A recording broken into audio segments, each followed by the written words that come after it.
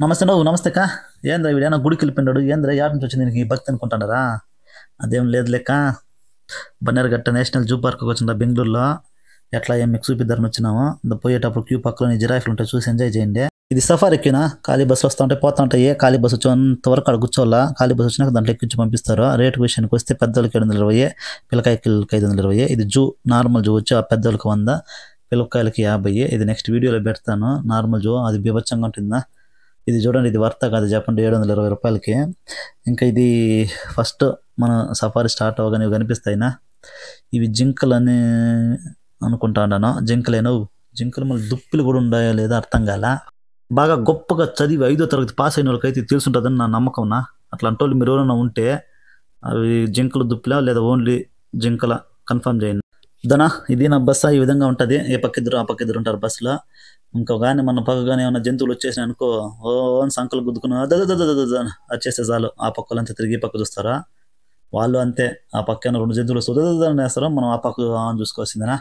అది ఏమన్నా ఎట్లుంది భోజనమా?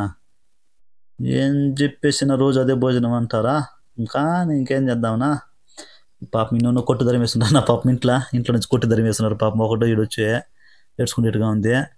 ఏందో పాపం వీళ్ళు చూన్నా వాడిని ధరిమేసి వీళ్ళు ఎట్లా జమ్మంది తింటున్నారు చూడండి. వీళ్ళు కాదు వాడిని ఒక తరిమేసినేమో మనం పట్టించుకుంటారని నాదుడే లేదు. ఈ పక్క మీ స్వార్థపరులు అంతా.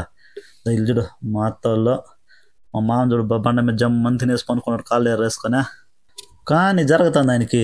చేద్దాం వీళ్ళు చూడన్నా, అడవికి మీరే కదా రారాజులా. లే పాపం ఎక్కడెక్కడి నుంచి ఎవరెవరు వచ్చుండరే, పలకరిద్దారని ఏమన్నా ఉందే మీక? చూడన్నా వాళ్ళు ఇష్టానికి వాళ్ళు పొడుస్తుండారా. ఏం కలికాలం ఏం చేయలేం. వీడు చూసినాడు, వాడు చూసి చూన్నట్టు పోతున్నాడు కూడా. రేపు పులికే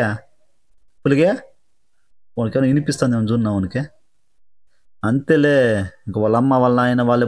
వీడు పెద్దోడు ఏమన్నా చూస్తాడు, అయ్యరా పెద్దడా వాడు చూడ రప్పన మొహం వాడు తిప్పుకునేస్తాడా. అట్టుండదునా. వీడు చూడు ఎర్రడు ఏమన్నా ఎర్రడా పోయమ్మల్లా ఏందిరా అట్లా గురాయిస్తాండవా? మేమేం మీ ఆస్తి ఎత్తుకొని రాలేదులేరా నాయన. తెల్ల నవ్వు వాడు చూస్తున్న తెల్లని నవ్వు ఎందుకు జరుగుతుందన్నా చూద్దామేడా. ఏమైంటుందబ్బా? నాకు తెలిసి కంపల్సరీ ఇది ఆస్తి తగ్గదలేనా.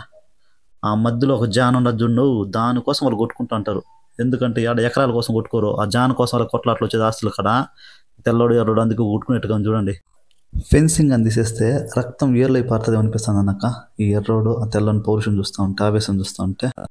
అంతేనా, సఫారీ రెడీ అయిపోయింది. 720 రూపాయలు వర్త కదా చెప్పండి. నెక్స్ట్ 100 రూపాయలు జూ పెడతాను, అది మాత్రం బీభత్సంగా ఉంటుంది, మిస్ అవ్వద్దండి. ప్లస్ ప్రైస్ డీటెయిల్స్ ఎలా బుక్ చేసుకోవాలో, ఆన్లైన్లో అవైలబిలిటీ ఉందో తెలుసుకునేది ఎట్లనేది లింక్ ఉంది, అది లింక్ పెడతాను డిస్క్రిప్షన్లో.